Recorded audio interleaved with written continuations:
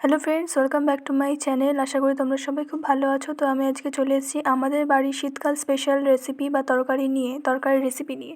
তো এখানে প্রথমে আমি একটা বিট কুটে নিয়েছি লম্বা লম্বা করে, দুটো বড় বড় দেখে গাজর কেটে নিয়েছি লম্বা লম্বা করে, একটা কপি অর্ধেকটা ফুলকপি কেটে নিয়েছি অর্ধেক করে, মানে ছোটো ছোটো করে, আর দুটো আলু লম্বা লম্বা করে কেটে নিয়েছি। এরপর আমি কড়াইয়ের মধ্যে অনেকটা পরিমাণ সর্ষের তেল দিয়ে দিয়েছি এবং তার মধ্যে ছোটো চামচের 1 চামচ পাঁচফোড়ন দিয়ে দুটো মাঝখান থেকে কেটে নেওয়া লঙ্কা দিয়ে দিয়েছি। তারপরে আমি এখানে দেখো একটা টমেটো এরকম লম্বা লম্বা করে নিয়েছি, আর এখানে আমি নিয়ে নিয়েছি পরিমাণ মতো কড়াইশুঁটি।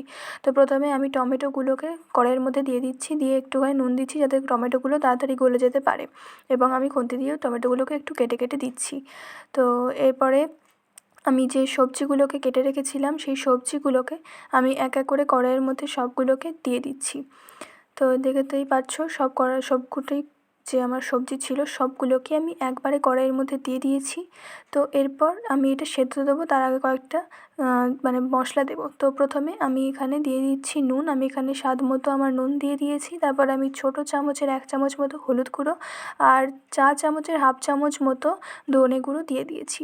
তো তোমরা তোমাদের পরিমাণ অনুযায়ী উপকরণগুলো দিয়ে দিও।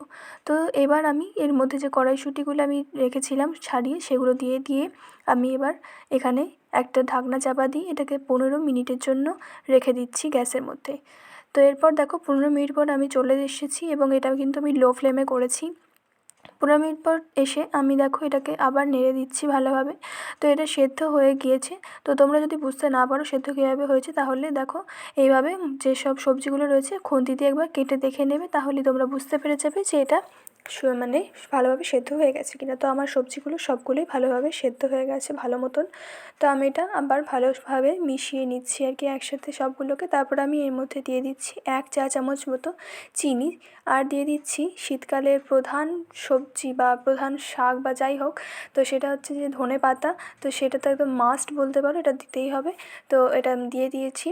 আর চিনিটা দিলাম, চিনি মানে সব রান্নারই স্বাদ বাড়াতে সাহায্য করে।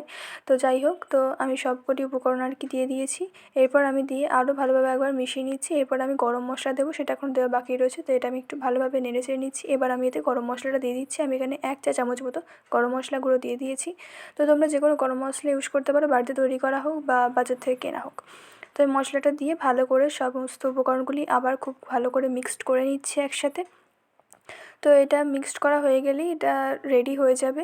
তো এটা আমি খুব ভালোভাবে মিক্সড করে নিয়েছি এবং এটি খাবার জন্য প্রস্তুত হয়ে গিয়েছে। তাই আমি গ্যাসের ফ্লেমটা এবার অফ করে দিচ্ছি।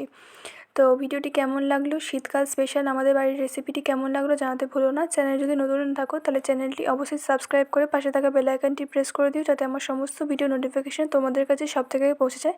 ভিডিওটি দেখার জন্য অসংখ্য ধন্যবাদ। দেখা হচ্ছে অন্য কোনো ভিডিওতে। ততদিন পর্যন্ত ভালো থেকো। আর ভিডিও ভালো লাগলে অবশ্যই লাইক করে দিও এবং শেয়ার করে দিও, এবং এটা একবার অবশ্যই ট্রাই করো।